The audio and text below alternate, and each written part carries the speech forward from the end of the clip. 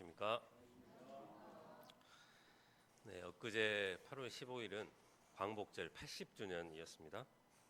광복절 전야제 때 드론 쇼가 이렇게 펼쳐졌는데 독립 영웅들이 이렇게 밤하늘을 이렇게 수놓았습니다.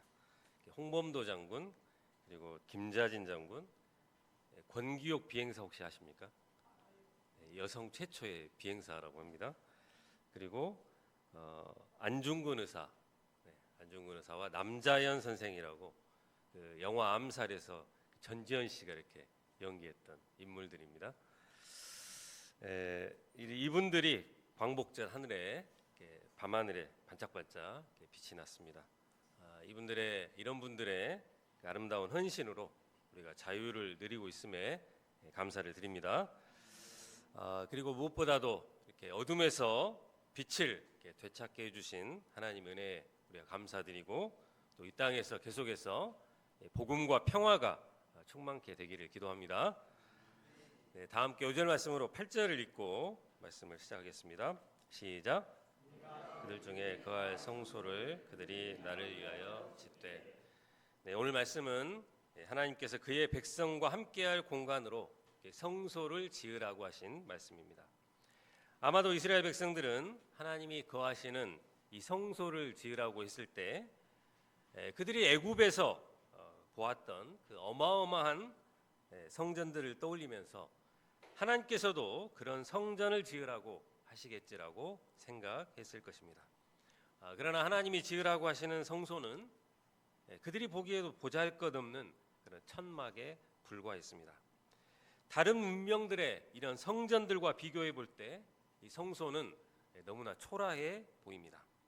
애굽의 성전들을 볼 때 그들은 큰 능력과 또 힘이 있는 것 같아 보이지만 이스라엘의 성소를 볼 때는 아무런 경외감이 들지 않았을 것입니다. 그러나 이렇게 작고 보잘것없는 성소이지만 하나님께서 함께 하시면 전혀 다른 이야기가 되어버립니다. 하나님은 그들에게 비대칭 전력입니다. 그들은 질그릇과 같은데 하나님이 그들의 보배가 되어 주셨습니다. 심히 큰 능력으로 그들과 함께 하셔서 놀라운 능력의 역사를 이루어 주셨습니다.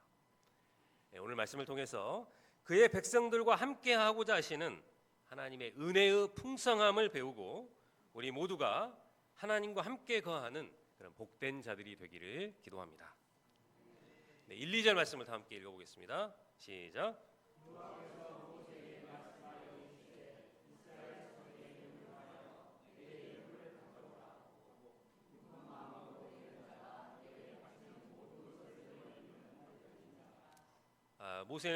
모세를 시내산 꼭대기로 부르신 하나님은 이제 그에게 이스라엘 자손들로부터 애물을 이렇게 받으라고 명령하십니다. 이것은 성소를 짓기 위한 재료를 모으고자 하심이었습니다. 금과 은과 놋과 그리고 청색, 자색, 홍색실, 가는 배실과 염소털과 그리고 붉은 물들인 순양의 가죽, 해달의 가죽과 조각목과 그리고 등유와 관유에 드는 향료, 향품과 호마노 등 보석을 이렇게 받도록 하였습니다. 창조주 하나님은 전능하신 능력으로 아주 갑벽한 성소를 친히 만드셔서 땅으로 내려 보낼 수도 있었습니다. 그러나 하나님은 이런 방식이 아니라 백성들이 성소를 만드는데 동참케 하심으로 백성들이 자발적으로 가장 귀한 것을 드림으로써 그들의 마음의 중심을 하나님께 드리도록 하였습니다. 그래서 애물을 받을 때 기쁜 마음으로 내는 자의 것을 받으라고 하셨습니다. 하나님께서 무엇이 부족하셔서 애물을 받으시는 것이 결코 아닙니다. 하나님이 원하시는 것은 내 마음이고 그리고 내 생각인 것입니다. 하나님은 나의 전부를 하나님께 드리기를 원하시는 것입니다. 성막 건축은 단순한 건축이 아니라 예배자의 삶을 준비하고 하는 그런 교육과 훈련이 되는 것입니다. 예배는 곧 헌신입니다. 내가 가진 가장 값진 것을 드리는 것이 곧 예배입니다. 자신이 드린 금과 은과 그리고 옷감 등이 하나님의 거처가 된다는 것은 놀라운 예배의 경험입니다. 성막을 짓는 과정은 예배를 행동으로 배우는 그런 과정이었습니다. 8절과 9절은 받은 예물로 이제 성소를 지으라고 하시는 명령의 말씀입니다. 다 함께 8절 9절을 읽어보겠습니다. 시작.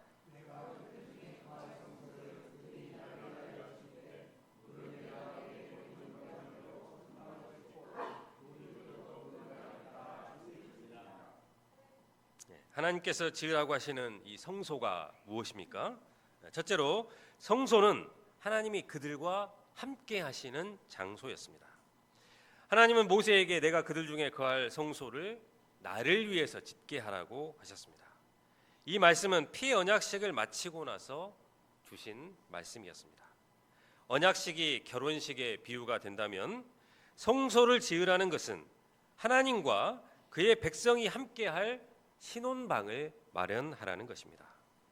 하나님은 그의 백성들에게 프로포즈를 하신 것이고 그들과 동거를 할 작정이신 것입니다.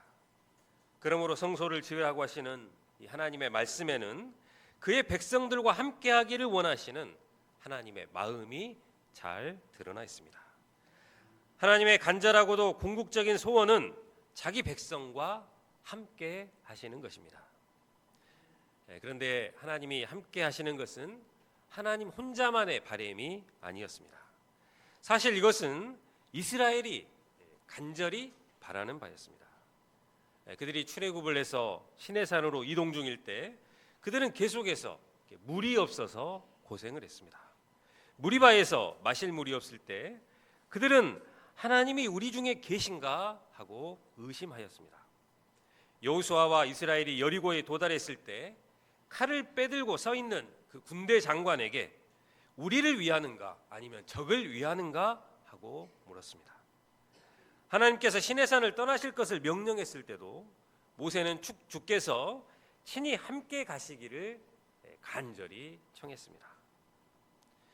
하나님께서 그들 중에 거하실 때 이스라엘은 놀라운 은혜를 체험했습니다. 군대도 없고 무기도 없음에도 불구하고 만나는 적들을 모두 이기고 승리할 수가 있었습니다. 현대전에서 핵무기는 비대칭 전력이라고 합니다. 다른 아무런 좋은 무기를 가지고 있어도 이 핵무기 하나를 보유한 것보다 못할 수 있기 때문입니다. 이스라엘에게 하나님은 비대칭 전력이었습니다. 아무리 강한 상대라도 이 하나님이 함께 하시면 이스라엘을 이겨볼 방법이 없었습니다. 또 하나님이 함께 하실 때 그들은 모든 먹는 문제가 해결되었습니다. 물이 없을 때 물 문제를 해결해 주셨고 또 고기가 먹고 싶다고 하면 메추라기를 하늘에서 내려주셨습니다. 식물을 심지도 않고 늘 이동 중인데도 불구하고 그들은 광야에서 매일 이 만나와 메추라기를 먹었습니다. 그런데 이렇게 자기 백성과 동거하고자 하시는 것은 이 아브라함 때나 이삭, 야곱 그 누구에게도 이런 것을 명령하지 않으셨습니다. 여기서 갑자기 그의 백성과 함께 하시기 위해서 이 성소를 만들라고 하시는 것이 어떻게 보면 좀 낯설어 보일 수도 있겠습니다. 그러나 성소를 만들고 그의 백성과 함께 하시는 것은 이 에덴 동산에서부터 그 유래를 찾아볼 수가 있습니다. 그리고 마지막 때인 새 하늘과 새 땅이 임하는 때도 늘 한결 같습니다. 하나님은 동방 에덴의 동산을 창설하시고 아담과 하와를 그 땅에 두시고 그들과 직접 교제하시며 그들과 함께 거하셨습니다. 하나님과 인간이 직접 만나고 하나님이 주권자로서 인간과 동행하시는 그 공간이 바로 최초의 성소였습니다. 그리고 하나님께서 궁극적으로 이루실 이 성소는 새 하늘과 새 땅입니다. 요한계시록 21장에 기록된 이 새 예루살렘에서는 하나님과 어린 양이 직접 그 백성과 함께 거하시며 그분의 임재 속에서 눈물과 그리고 고통과 죽음이 사라진 완전한 세상이 펼쳐지게 됩니다. 하나님이 성소를 통해서 보여주신 이 함께 거하심의 계획은 에덴 동산에서부터 시작해서 성막과 그리고 예수 그리스도를 거쳐서 성령과 함께하는 우리의 삶 속에서 완성되어지고, 그리고 마지막에는 이 새 하늘과 새 땅에서 완전하게 성취가 되는 것입니다. 하나님께서 그들 중에 거하신다고 하실 때 그들 중에의 원어적인 의미는 정확히 그 중심부에 오신다는 의미를 가지고 있습니다. 적당히 거리를 두거나 주변에 계신 것이 아니라 한가운데 살려고 하신다는 것입니다. 거룩하시고 또 거룩하신 이 하나님께서 부정하고 그리고 죄악된 백성들의 삶 한가운데로 들어오신다는 것입니다. 왜 이렇게 한가운데로 들어오시는 것입니까? 이는 그들과 바른 관계성을 맺고자 하심입니다. 에덴 동산에서의 사람의 행복의 근원은 하나님과의 바른 관계성에 있었습니다. 그런데 범죄한 후에 하나님과의 이 관계가 멀어지게 되었습니다. 하나님을 보면 두려워하고 또 피하게 되었습니다. 이로 인해서 온갖 죄악과 그리고 불행과 고난이 들어왔습니다. 하나님은 아담아 내가 어디 있느냐 하시며 찾아오셔서 이 관계성을 회복하시기를 원하셨습니다. 사람들에게 여러 가지 문제가 있지만 가장 근본적인 문제는 하나님과 멀어지게 된 것입니다. 하나님과 원수가 된 것입니다. 하나님의 심판의 대상이 된 것입니다. 이 하나님과의 관계성이 회복될 때 인생 문제가 근본적으로 해결이 되어집니다. 하나님은 이 성소를 통해서 하나님이 어떤 분이신지를 가르쳐 주시고 어떻게 하나님께 나아갈 수 있는지, 범죄한 인간이 어떻게 하나님과 관계성을 회복할 수 있는지를 가르쳐 주십니다. 하나님과 인간의 이 관계성 회복을 통해서 인류 구원의 계획을 이루어 가십니다. 하나님의 성소는 장차 하나님의 백성이 하나님을 섬기게 될 완전한 예배가 실현될 그런 소망이 담겨져 있습니다.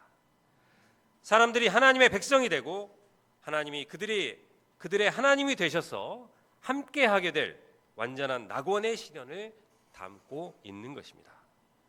하나님은 이 성소를 짓게 하심으로 장차 이루어질 이 낙원의 행복을 이 땅에서 미리 맛보게 하고 계신 것입니다. 둘째로 성소는 임마누엘 하신 예수 그리스도의 그림자입니다. 요한복음 1장 14절은 말씀이 육신이 되어서 우리 가운데 거하시매라고 증언하고 있습니다. 여기서 거하시매라는 표현은 원문으로 장막을 치다라는 의미를 지니고 있습니다. 즉 예수님이 이 땅에 오신 사건은 하나님께서 친히 사람들 가운데 장막을 치시고 거하신 사건이라는 것입니다. 성소가 그림자라면 예수님은 그 그림자의 실체이십니다. 구약의 성소는 제사와 희생을 통해서 죄를 속하고 하나님과 만나는 장소였습니다. 그 그림자의 실체 되신 예수님은 단번에 자신을 제물로 드려서 죄가 요구하고 있는 생명을 희생하셨습니다. 과거의 죄와 그리고 현재의 죄, 미래의 죄까지 모든 죄 문제를 다 해결해 주십니다.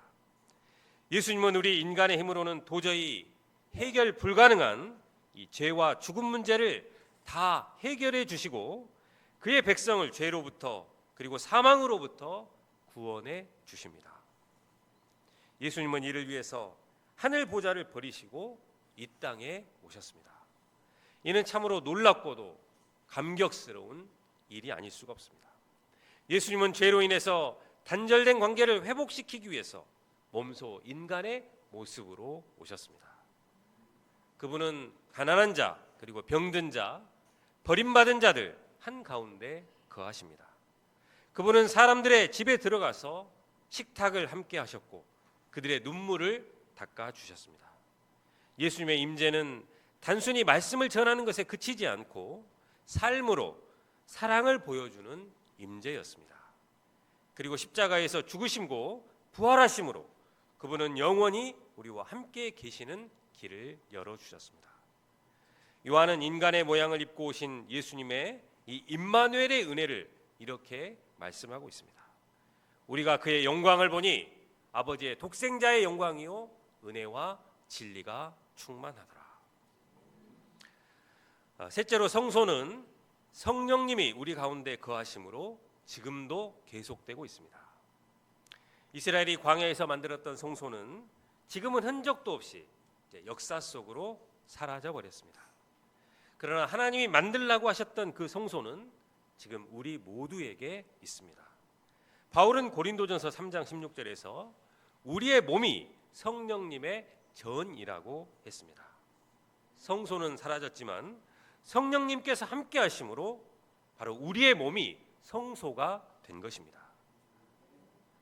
우리의 몸이 성소가 되었다는 것은 그만큼 예민하고 또 주의 깊게 행동해야 함을 의미하고 있습니다. 우리 몸이 성소인 것을 의식하고 아무렇게나 마음 가는 대로 살아서는 안 되고 절제해야 하는 것입니다. 이제 하나님의 백성은 성령님이 거하시는 성소가 되었고 교회는 성령이 역사하시는 그런 공동체가 되었습니다. 성령님은 우리 안에 내주하시며 말씀을 깨닫게 해주시고 또 죄를 깨우치게 하시며 하나님의 뜻에 순종하도록 힘을 주십니다. 또한 성령님은 우리가 기도할 때 말할 수 없는 탄식으로 우리를 위해서 중보해 주시고 우리가 연약할 때 우리를 붙들어 주십니다. 성령님의 임재는 단순히 어떤 감정이나 그리고 역사적인 순간적인 체험이 아닙니다. 날마다 우리 안에 거하시며 우리의 변화를 이끌어내시는 그런 지속적인 동행인 것입니다. 갈라디아서 5장 16절은 이렇게 말씀하고 있습니다. 내가 이르노니 너희는 성령을 따라 행하라. 그리하면 육체의 욕심을 이루지 아니하리라. 우리가 성령을 따라 행할 때 성령의 열매를 맺게 됩니다. 사랑과 희락과 화평과 그리고 오래 참음과 자비와 양성과 그리고 충성과 온유와 절제입니다. 성령님께서 오셔서 우리와 함께하여 주시고 이 성령의 열매를 풍성하게 맺는 자들이 되기를 기도합니다. 10절부터는 이제 성소의 기구들이 하나씩 열거되고 있습니다. 자세한 설명보다 이렇게 그림을 보는 게 낫겠습니다. 속죄소와 그리고 증거궤와 속죄소입니다. 증거궤는 이렇게 상자를 말합니다. 궤는 이렇게 상자고 그 위에 덮고 있는 덮개가 속죄소가 되겠습니다. 이것은 그 증거궤는 하나님의 말씀과 그리고 약속이 하나님과 그 백성 사이에 언약을 상징하고 있습니다. 성막의 모든 기구 중에서도 궤는 가장 거룩한 지성소에 두어서 아무나 함부로 접근할 수가 없게 했습니다. 이 궤는 하나님의 말씀과 그리고 약속이 중심에 있어야 함을 보여주고 있습니다. 속죄소는 증거궤 상자를 덮고 있는 그 덮개를 말하고 있습니다. 속죄소는 대제사장이 1년에 한 번 대속죄일에 피를 뿌려서 백성의 죄를 깨끗하게 했습니다.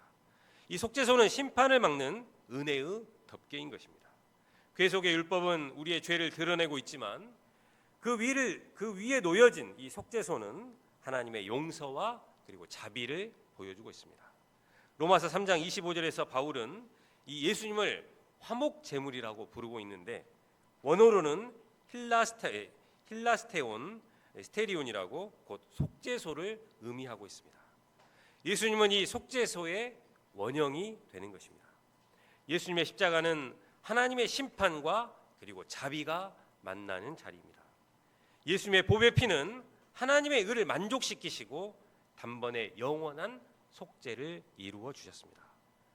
예수님이 바로 참된 증거궤와 그리고 속죄소가 되십니다. 이스라엘 백성들에게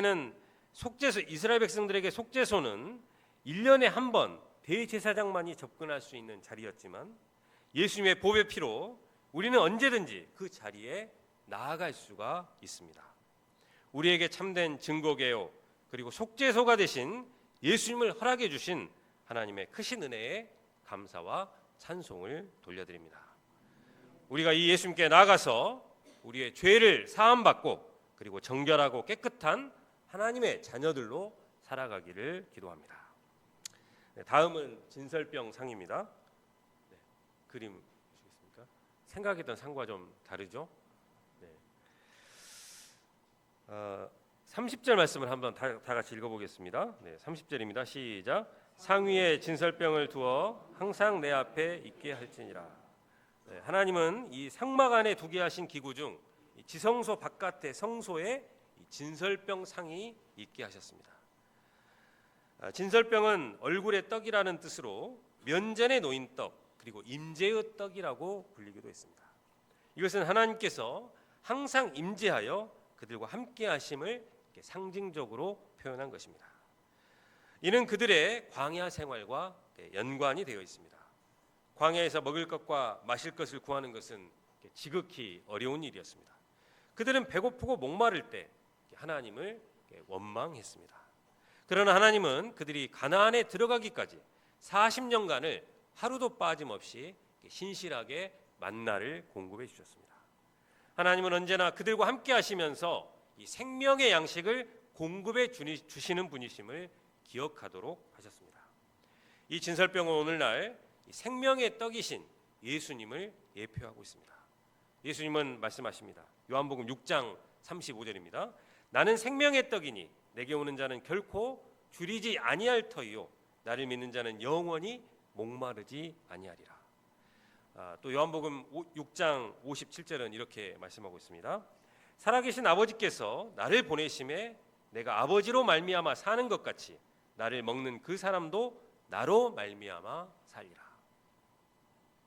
예수님은 항상 우리와 함께 하시면서 그리고 우리의 생명을 유지하게 하십니다.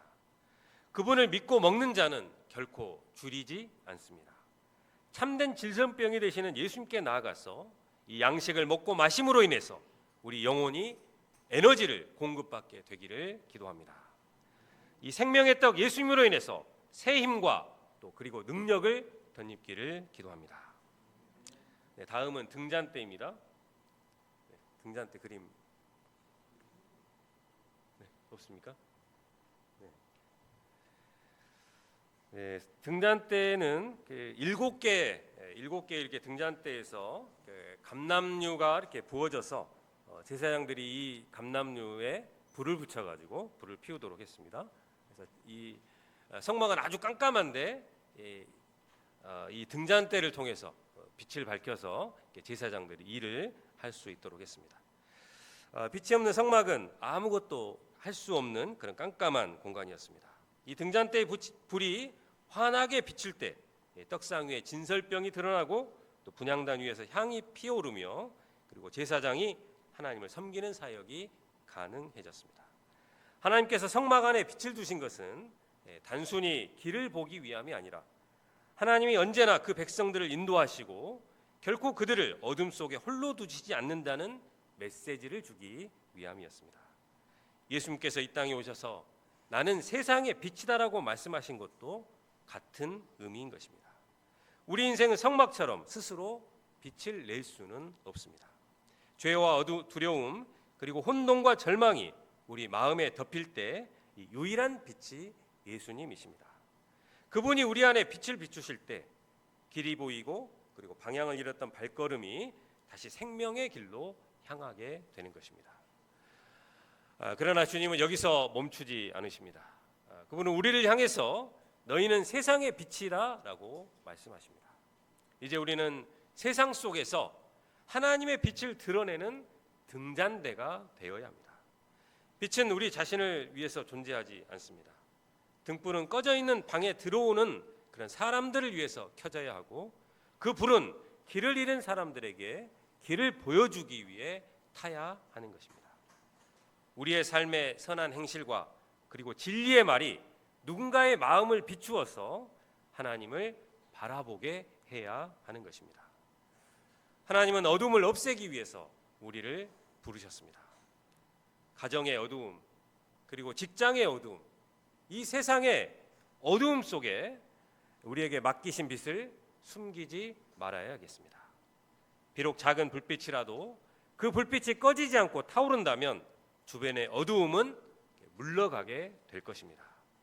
우리가 빛 대신 이 예수님과의 사귐으로 인해서 빛의 자녀들이 되어서 이 시대의 어둠을 비추는 세상의 빛으로서 살아가기를 기도합니다. 다음은 성막 덮개입니다. 성막 덮개는 네 부분으로 되어 있습니다. 내부 양장, 외부 양장, 내부 덮개, 외부 덮개. 네 부분으로 구성이 되어 있습니다. 이 성막은 성막을 보호하고 그리고 안에 있는 거룩한 하나님의 임재를 보존하는 용도로 쓰여졌습니다.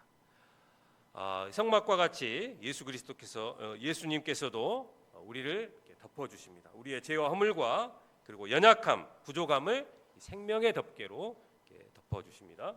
다음은 성막의 널판입니다. 성막의 벽은 돌이 아니라 널판으로 이루어져 있습니다. 이 널판들은 광야 한가운데서 하나님이 거하실 집을 지탱하고 있는 벽이 되는 것입니다. 광야에는 바람이 불고 모래가 날리고 뜨거운 태양이 내리쬐을 것입니다. 이 널판들이 서로 의지하면서 성막을 지키는 역할을 했습니다. 그 다음은 성막의 휘장입니다. 성막의 휘장은 성막 안에는 특별한 이런 휘장들이 드리워져 있었습니다. 청색, 자색, 홍색 실과 고운 배실로 짜여진 이 휘장들이 그룹들로 수놓아져 있었고 금으로 입힌 기둥에 걸려서 성소와 지성소를 가로막고 있었습니다. 그 다음은 이렇게 제단입니다. 번제단, 지성소 휘장막이고 그 다음이 제단이 되겠습니다. 제단, 번제단입니다. 제단은 이렇게 생겼습니다. 이 제단은 번제단은 성막의 뜰 한가운데 놓여 있었고 제단 위에서는 매일 하나님께 희생 제물을 드렸습니다. 그것은 단순한 나무와 청동의 구조물이 아니라 백성의 죄와 헌신 그리고 하나님과의 관계를 시각적으로 보여주는 상징이었습니다. 이 번제단은 성막 안으로 들어가는 길목의 자리에서 하나님께 나아가기 위해서 반드시 이곳에서 제물을 드리고 또 피를 이곳에 뿌리고 성막 안으로 들어가도록 했습니다. 마지막으로 성막의 뜰입니다. 성막의 뜰 사진 없습니까? 이상하네. 편집을 해놨는데 편집하는 과정에서 사라져버린 것 같습니다. 성막의 뜰의 모형은 이렇게 사각형으로 되어 있고 네 모퉁이에 성막의 뜰 나왔습니다. 뜰이 저 앞에 있는 뜰을 말합니다. 성막 앞에 뜰. 번제단이 되어 있고 물두덩에서 손을 씻고 이렇게 들어가도록 하는 곳이 성막의 뜰이었습니다. 성막의 뜰에서 제사에서 이제 짐승을 잡아가지고 그곳에서 이제 각을 떠서 번제단으로 가져가서 이제 태우도록 이렇게 했던 곳입니다. 결론적으로 오늘날 하나님께서 그들 중에 거할 성소는 바로 우리의 몸임을 우리는 배웠습니다. 성소가 하나님의 임재로 거룩하게 된 것처럼 우리의 몸도 성령님이 거하실 때 참된 거룩함이 드러나게 될 것입니다. 우리는 질그릇 같을지라도 그 안에 보배를 가진 존귀하고 복된 자들입니다. 우리가 때마다 이 성령님의 인도하심에 귀 기울이면서 순종하는 삶을 통해서 풍성한 열매를 맺는 자들이 되기를 기도합니다. 8절 말씀을 다 함께 읽고 기도하겠습니다. 8절입니다. 시작. 내가 그들 중에 거할 성소를 그들이 나를 위하여 짓되. 하나님 아버지, 죄 가운데 죽을 죄인들을 위해서 예수 그리스도의 보배 피를 흘려주시고 우리의 죄를 용서하시고 하나님의 자녀 삼아주심을 감사드립니다. 뿐만 아니라 우리 인생들을 사랑하시고 또 우리 가운데 거하셔서 우리 가운데 임마누엘 하여 주셔서 우리와 함께하여 주시는 놀라운 은혜에 감사와 찬송을 돌려드립니다. 우리가 하나님과 함께함으로 인해서 그 안에서 풍성한 은혜를 누리고 또 성령의 열매를 맺어가는 자들이 되게 하시기를 기도합니다. 예수님의 이름으로 기도합니다.